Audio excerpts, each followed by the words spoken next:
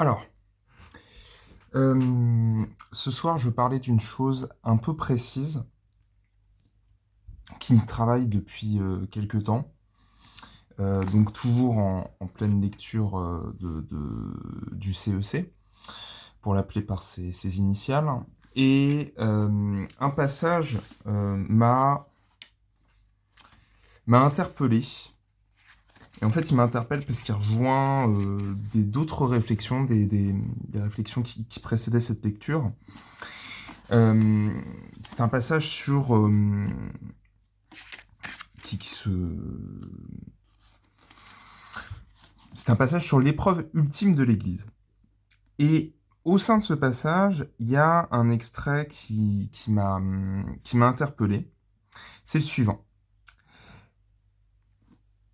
Alors, je vais le recontextualiser pour qu'on soit au clair avec ça.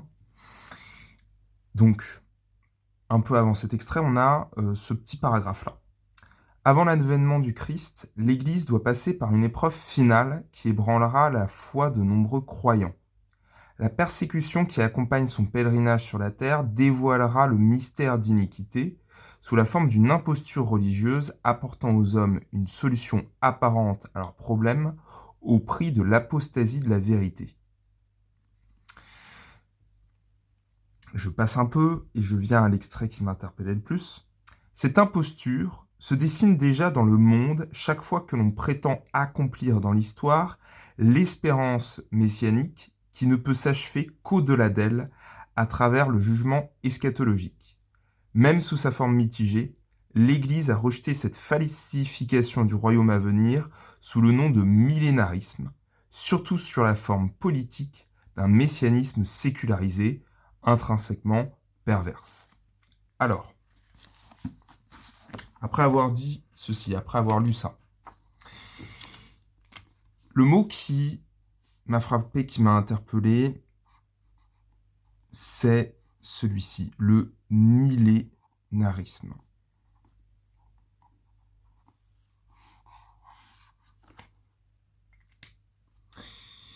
Pourquoi m'interpelle-t-il? Parce que dans les différentes lectures et travaux que j'ai eu l'occasion de faire et de réaliser, il y a une notion assez importante qui revient. euh, c'est celle de la fin de l'histoire. Alors, la fin de l'histoire, c'est pas un concept nouveau, hein. L'idée d'une fin de l'histoire, en fait, on retrouve ça, ne serait-ce que dans l'idée de l'Apocalypse, l'idée du Ragnarok, etc., etc. L'idée d'une fin des temps, d'une fin du monde, l'Apocalypse, hein, pour l'appeler vulgairement. Mais la fin de l'histoire, c'est pas juste un récit catastrophique. C'est aussi une notion, une finalité historique, une cause finale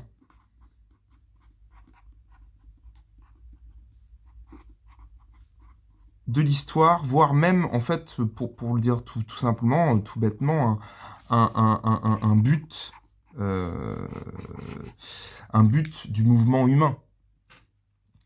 Et cette idée de fin de l'histoire, pour revenir un peu avec ce qu'on a pu voir avec Kojève et avec Hegel, c'est une notion très importante, hein, parce qu'on le rappelle, hein, pour Hegel, la vérité c'est l'histoire, c'est l'historicité du discours, et la vérité se trouve à la fin de l'histoire, hein, donc fin du discours, fin de l'histoire,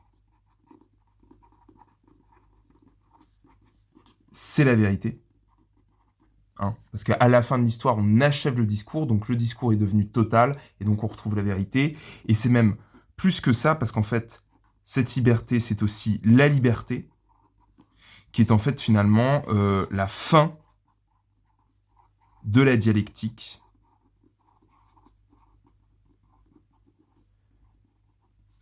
du maître et de l'esclave.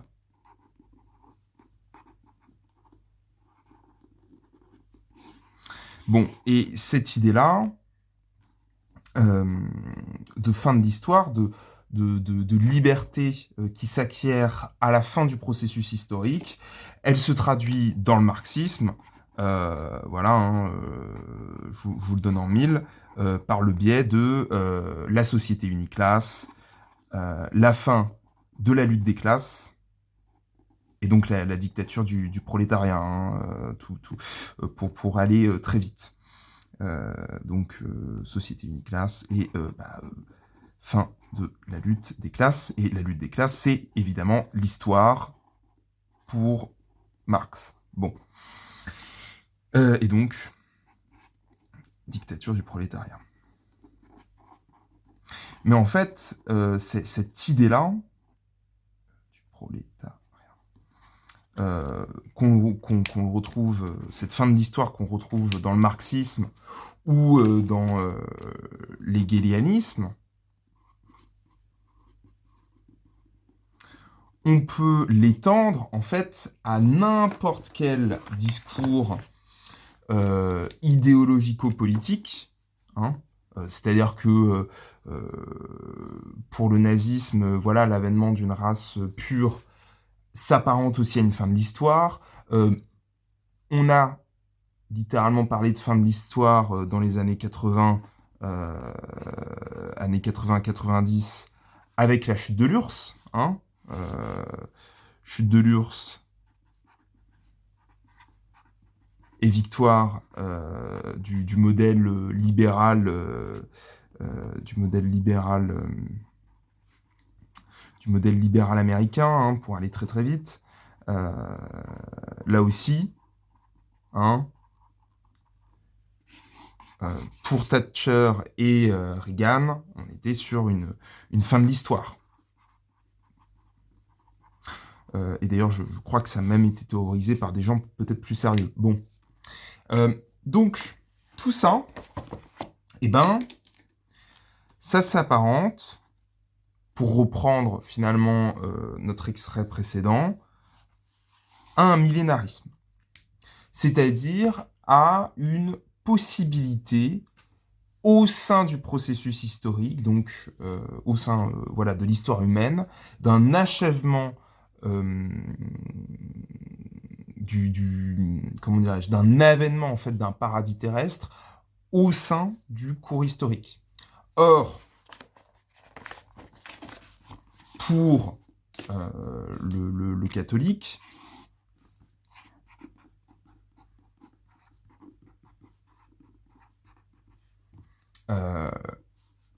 est-ce qu'on voit bien l'orange? Oui, on va dire, on va prendre le vert. La fin de l'histoire, bon, évidemment, c'est une possibilité, hein, étant donné que l'Apocalypse en est une, mais elle ne se réalise que d'un point de vue divin. Là, tout ce qu'on a eu l'occasion de citer, c'était évidemment sous l'action de l'homme.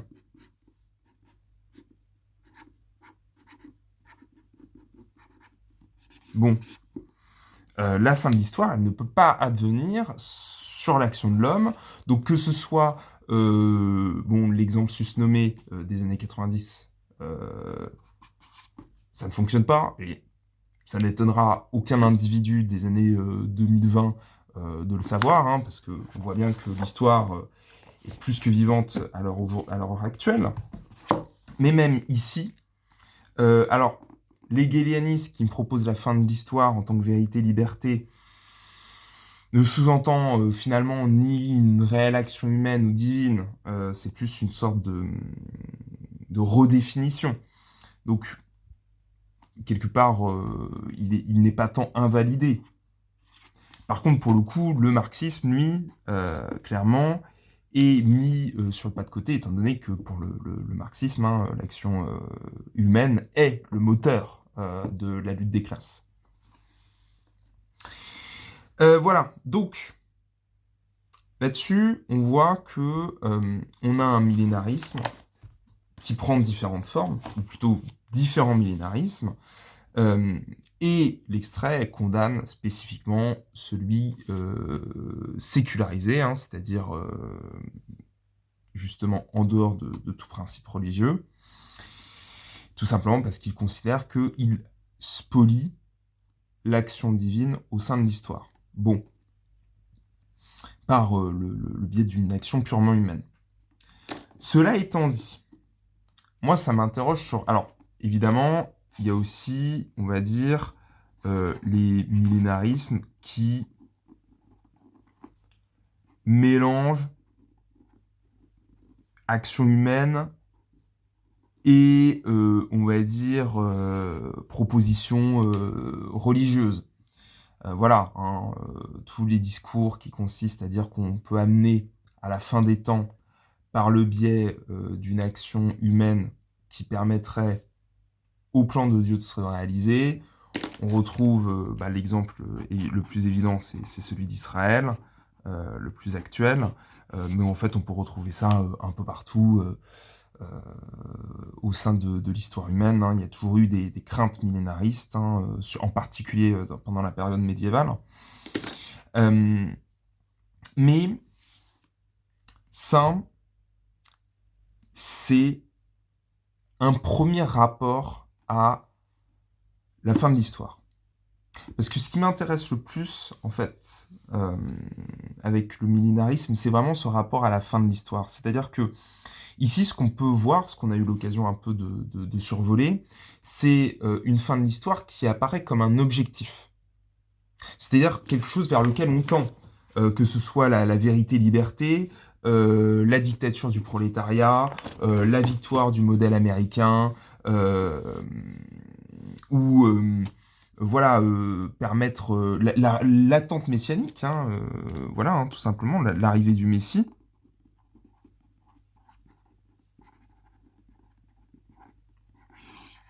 Parce que, bon voilà, le projet israélien est dans une optique messianique, hein, qui consiste à accélérer la venue du Messie.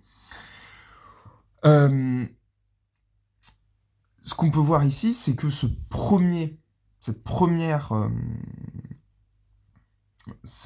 première manière d'interagir avec la fin de l'histoire crée une attente. On est dans une attente slash projet d'action, mais tout de même une attente. Hein, tac, on va éviter l'orange. Du coup, on a une attente plus un projet d'action, plus ou moins réalisable, plus ou moins crédible.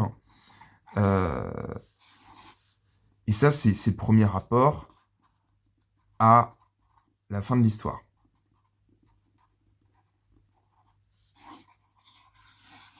Voilà, on cherche à amener la fin de l'histoire, on cherche à amener un nouveau stade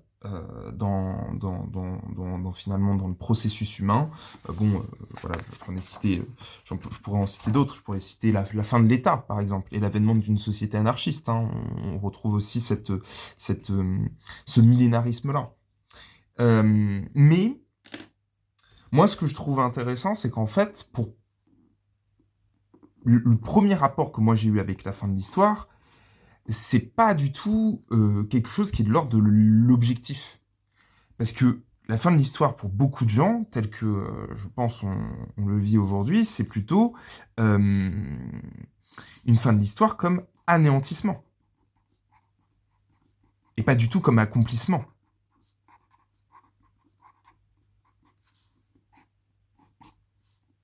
Là, ici, on a cet aspect accomplissement, hein, parachèvement.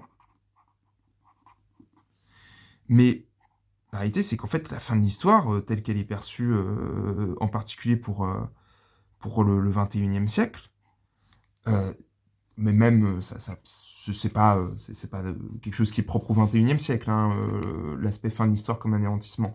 On peut y trouver différents exemples. Hein. Ça peut être tout simplement la guerre nucléaire.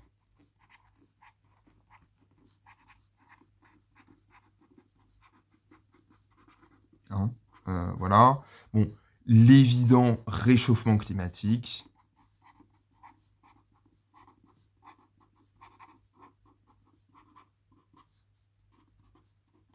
Et à tout ça, bon, on peut ajouter maladie, chute de météorites, etc. Donc, un phénomène humain, parce que la guerre nucléaire a quand même un côté humain, ou matériel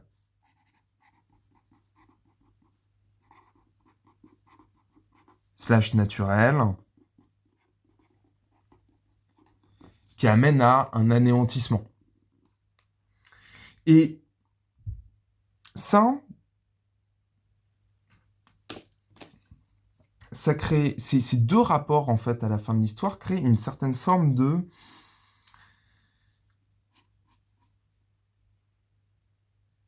Comment dirais-je? De futur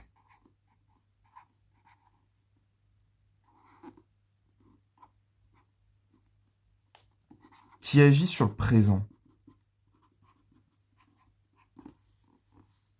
Dans un aspect causal. C'est-à-dire que, alors évidemment, un futur à mettre entre guillemets, mais pour beaucoup de gens, le présent est avant tout déterminé par les éléments passés. C'est-à-dire que la cause du présent, c'est le passé, c'est ce qui précède. Hein. Tout simplement, lecture linéaire du temps, passé, présent, futur.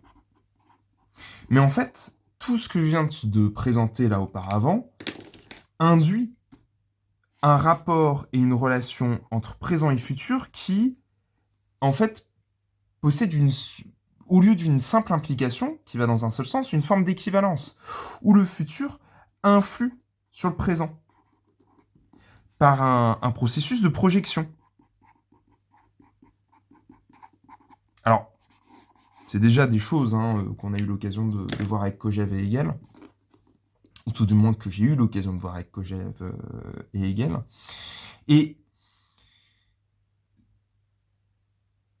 cette causalité du futur sur le présent, par le biais de la projection, qui se traduit donc soit par un accomplissement, soit par un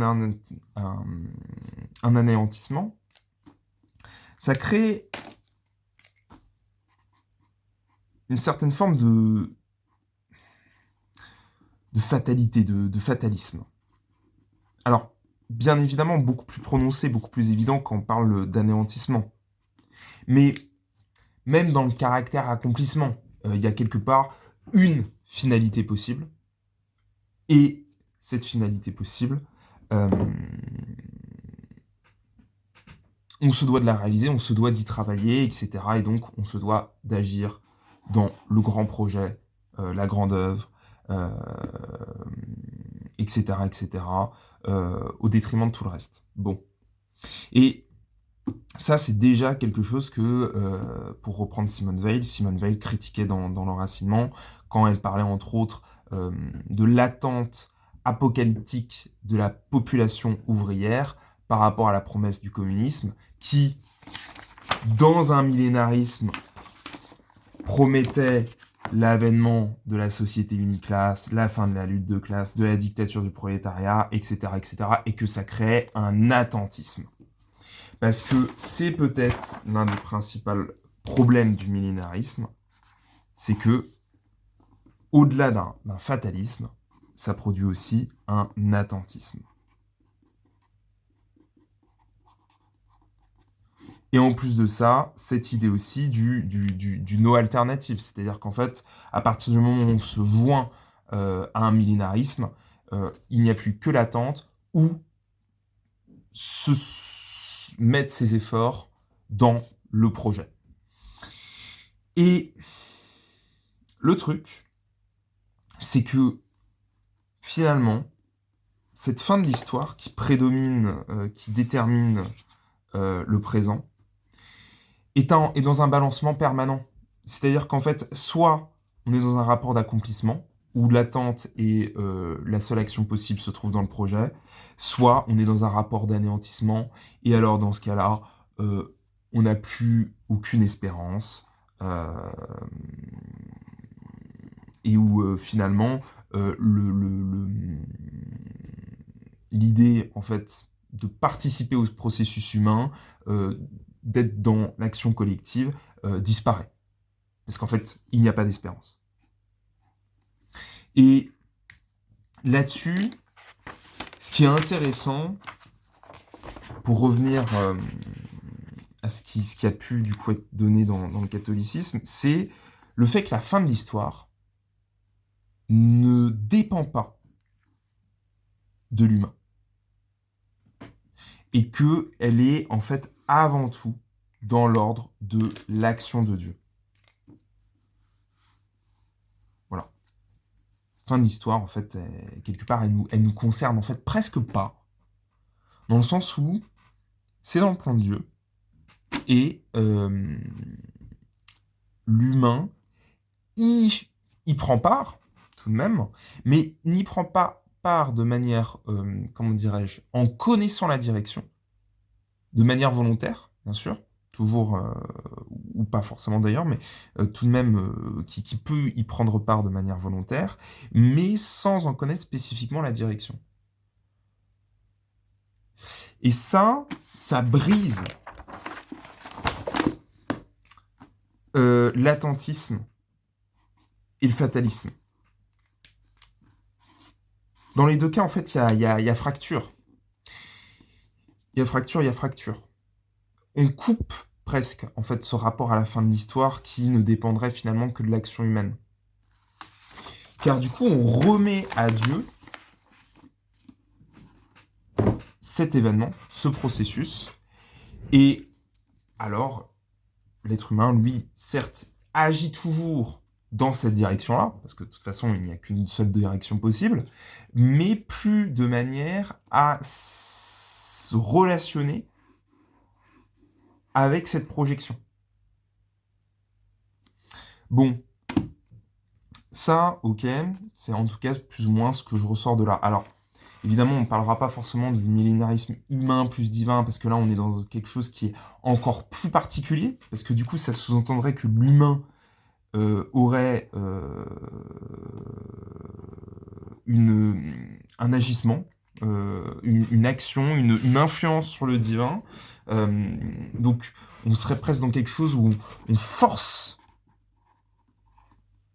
la main à Dieu. Et ça, bon, hein, on va pas se mentir, mais l'idée de faire du forcing,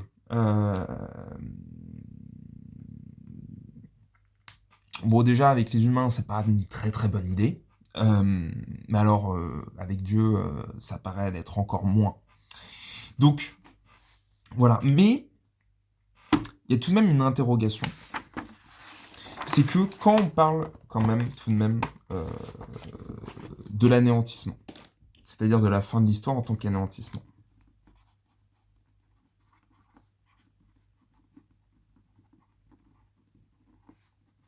bon,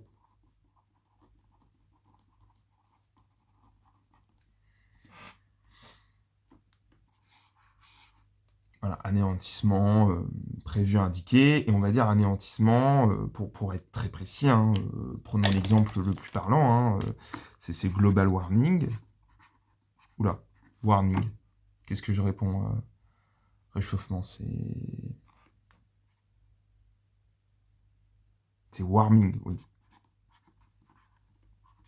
Bon, on s'est compris, hein, le réchauffement global, réchauffement climatique ou catastrophe climatique, etc. Quand on parle de celui-ci, qui est une fin de l'histoire, qui, elle, a un côté, on va dire, scientifique, ou scientiste, en fonction de quel adjectif vous préférez utiliser. Mais cette fois-ci, c'est un peu la fin de l'histoire prophétisée par le corps scientifique. Et c'est là le truc, c'est que face à cette fin de l'histoire-là, là où j'ai un peu menti sur le côté anéantissement, où il n'y aurait en fait pas d'espérance et un fatalisme, parce qu'en fait, l'anéantissement, c'est un projet d'action pour l'éviter.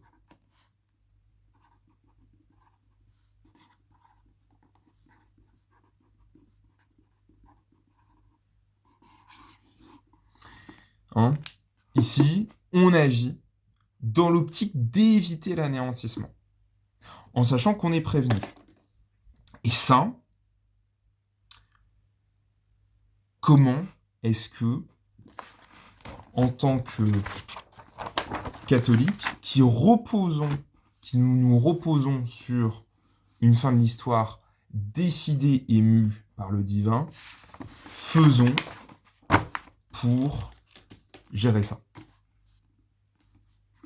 Parce que le problème, c'est que si on est dans une situation où l'humain est prévenu, rationnellement, ou en tout cas scientifiquement, voilà, individuellement ou collectivement, hein, collectivement, voilà, peu importe là le caractère individuel ou collectif de l'humain, ici, on considère que le groupe autant que l'individu sont prévenus. Bon, face à un phénomène de destruction évident et de conséquences dramatiques. La non-action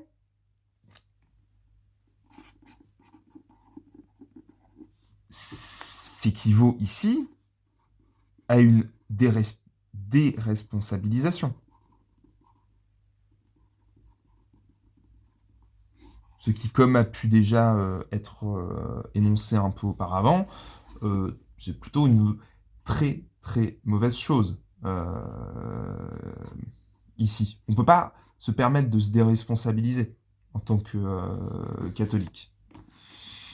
Donc, il y a une nécessité à l'action ici. Ou à minima, oui, une nécessité à l'action, oui. On ne peut pas ignorer cette problématique-là, en fait. Ici, il y a nécessité de l'action. De la même manière qu'il y avait une nécessité d'action face à la guerre nucléaire, etc., face au processus d'anéantissement. Et c'est là le truc. C'est que s'il y a une nécessité de l'action, qui est d'ailleurs de surcroît reconnue hein, d'un point de vue catholique, hein, mais s'il y a une nécessité de l'action face à un anéantissement, qu'il soit réchauffement climatique ou non, comment est-ce que on met en place un projet d'action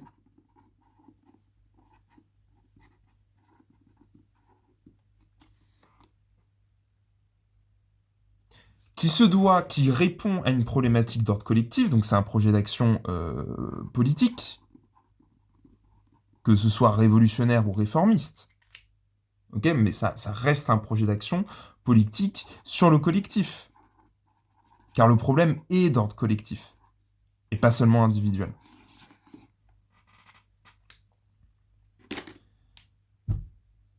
Comment faire pour le mettre en place tout en prenant en compte l'action divine sur le cours de l'histoire.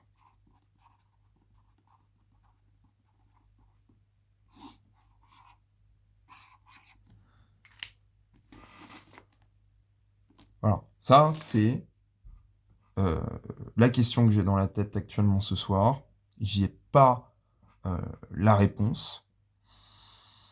Peut-être que certains répondront que l'absence d'action n'est pas forcément une déresponsabilisation. Mais ça me paraît quand même tout de même un peu facile. Hein, mais bon. Peut-être que le projet ne se trouve pas tant dans l'action politique, mais dans ce cas-là, je vois pas vraiment... parce que, ouais, non, là pour le coup, je vois pas trop qu'est-ce qu'on pourrait proposer d'autre. Mais voilà, ouais, c'est la question sur laquelle je bute ce soir. Mais voilà, mais c'est tout de même intéressant de voir qu'en fait, cette finalité de l'histoire, sous ces deux aspects, influe continuellement sur notre présent. Que on a bien une causalité du futur sur le présent par le biais de la projection. On retrouve un peu Hegel. Et que cette projection, elle soit positive ou négative, elle a positive dans le sens accomplissement, négative dans le sens anéantissement, elle a forcément une influence, en fait, sur nos psychés, sur nos individualités, sur nos collectivités, sur nos sociétés. Et que ce rapport à ce futur-là, autant sur la question de notre propre responsabilité collective et individuelle, que sur notre propre capacité à nous projeter, à nous percevoir individuellement et collectivement, amène aussi à la question de l'humilité.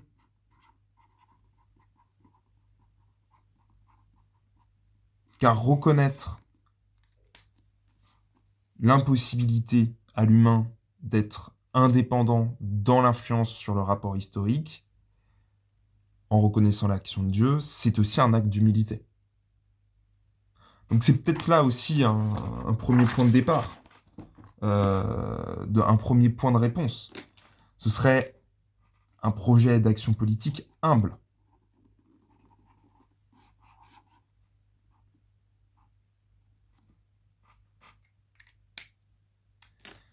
On pourrait y revenir plus tard, mais je pense que c'est déjà un bon point de départ. Peut-être commencer aussi par une certaine forme d'humilité sur l'action humaine dans le parcours historique.